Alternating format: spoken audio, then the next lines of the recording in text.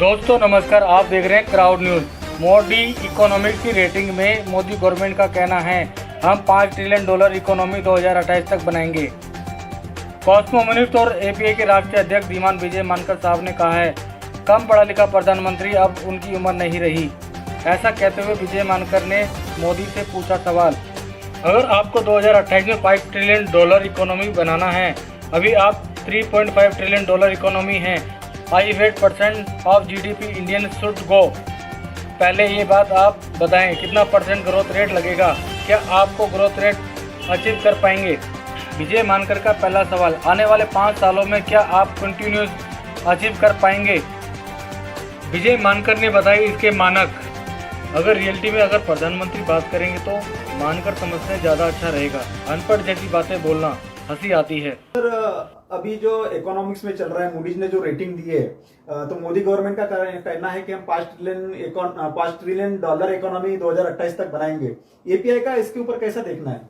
नहीं, ये तो एक्चुअली ये जो आदमी है, तो ये जो हमारे प्रधानमंत्री जो है, विद ऑल ड्यू रिस्पेक्ट प्रधानमंत्री का, ये हमारे जो प्रधानमंत्री है वो कम पढ़े लिखे हैं और अब उनकी उम्र भी नहीं रही है कि वो इतना ज़्यादा डिटेल रिसर्च करेंगे। मैं जरा प्राइम मिनिस्टर से पूछना चाहता हूँ कि अगर आपको 2028 में $5 ट्रिलियन इकोनॉमी बनाना है, अभी आप $3.5 ट्रिलियन इकोनॉमी है, तो at what percentage of GDP India should grow? पहली ये बात तो वो बताए कि कितना परसेंटेज ग्रोथ रेट लगेगा और क्या वो ग्रोथ रेट जो है आप अचीव कर सकते हैं कंटिन्यूअसली आने वाले 5 सालों तक।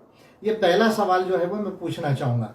अगर आपको $5 ट्रिलियन इकोनॉमी अगर बनाना है तो मैं ही आपको बता देता हूं, you require a growth rate more than 8% continuously from 2023 to 2028। तो आप $5 ट्रिलियन तो नहीं बन सकते। अगर आप 7% के ऊपर जाओ तो 4.5 से $5.25 ट्रिलियन 2028 तक बन सकते हैं और 2030 तक जो है आप जो है $5 ट्रिलियन इकोनॉमी बनोगे, unless and until you are able to achieve a continuous growth rate of more than 8% per annum, which is unrealistic at present. थोड़ा सा रियलिटी में अगर प्रधानमंत्री बात करेंगे तो मैं समझता हूँ ज्यादा अच्छा रहेगा। अदरवाइज ऐसा अनपढ़ जैसे बोलना थोड़ा हंसी भी आती है। कल ग्रीस में जाके कुछ बोले, फिर कभी कुछ और बोले, उस पर शायद सवाल आएगा तो मैं और बोलूंगा डेमोक्रेसी के ऊपर में।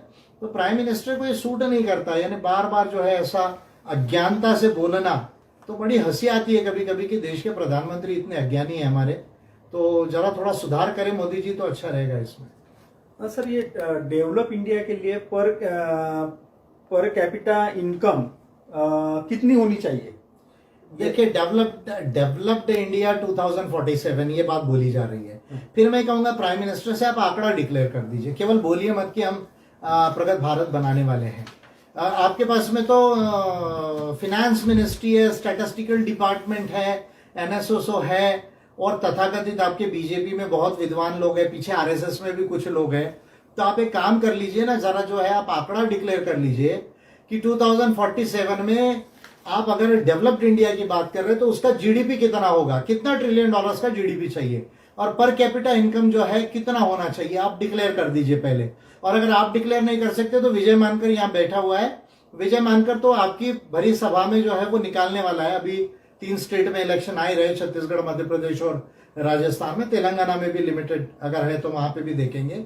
तो prime minister of India is very much ignorant. वो केवल स्टेटमेंट दे रहे, भाषण दे रहे, घोषणा कर रहे हैं। उनको अर्थशास्त्र का ज्ञान नहीं है कि आपको क्या रेट में कितना $1 ट्रिलियन लगेगा, क्या रेट से ग्रोथ होना चाहिए, whether you are in a position to sustain your growth rate above 7.6% continuously from 2023 to 2047.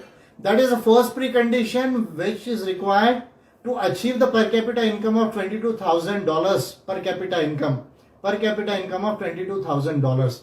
अगर आपको 1947 में डेवलप्ड इकोनॉमी होना है तो आपका पर कैपिटा इनकम 8.5 गुना ज्यादा होना चाहिए अभी से। जो अभी $2,600 का पर कैपिटा इनकम है इंडिया का, वो 8.5 गुना बढ़ना चाहिए, तब जाके आप $22,000 के ऊपर में आपका पर कैपिटा इनकम होगा।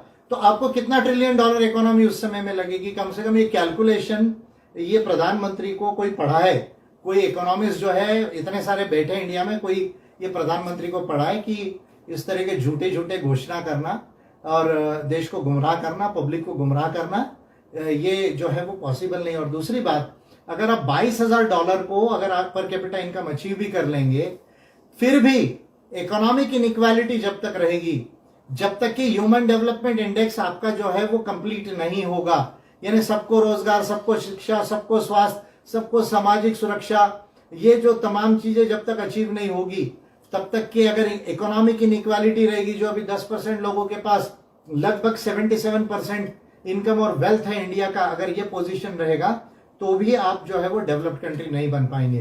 तो prime minister of India, very sorry to say, is a very very lesser educated person, और जो उनको ब्रीफ कर दिया जाता है वो बोल देते हैं। कल ग्रीस का जो भाषण दिया है, that is very stupid and very laughable. Prime minister of India को जो है मैं कहना चाहूंगा, तो $22,000 का पर कैपिटा इनकम चाहिए, लेकिन इकोनॉमिक इनइक्वालिटी उस समय नहीं चाहिए। 10% के पास जो 77% है वो नहीं होना चाहिए। मीडियन इकोनॉमिक जो है वो इनकम होना चाहिए। 22,000 का मतलब हर व्यक्ति का लगभग 22,000 के आसपास होना चाहिए। तो that is a very difficult task to achieve, but not impossible. पर वो कैसे किया जा सकता है, वो कॉस्मो ह्यूमनिज्म की पॉलिसीज में है। इनको वो चीज नहीं समझेगी, क्योंकि तो मंदिर बनाने की बात कर रहे हैं, मंदिर मस्जिद की बात अभी भी हो रही है, कौन कौन सी मूर्तियां खड़ी कर रहे हैं, तो ये लोग उसको नहीं समझेंगे कि कैसा किया जाता है। विजय मानकर समझ के डिक्लेयर करेगा इसको।